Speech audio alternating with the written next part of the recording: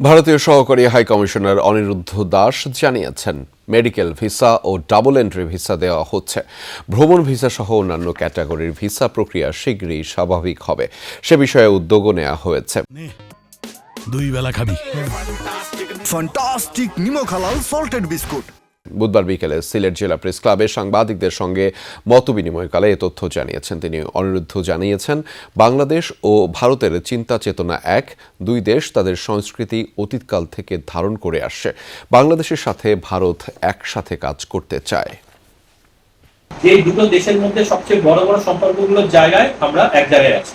এটা ঐতিহাসিকভাবে দেখুন, ভৌগোলিকভাবে দেখুন, সাংস্কৃতিকভাবে দেখুন, এবং সবচেয়ে বড় কথা আজকের দিনে যেটা বলে পিপল টু পিপল কন্ট্যাক্ট। হ্যাঁ, এই যে আমি এখানে এসে আমার একটা সবচেয়ে গুরুত্বপূর্ণ কাজ এখানে হচ্ছে ভিসা দেওয়া। তো ভিসার মাধ্যমে আমি বুঝতে পারি যে এই দেশের লোকের সাথে ও দেশের লোকের সম্পর্কটা কতটা গভীর।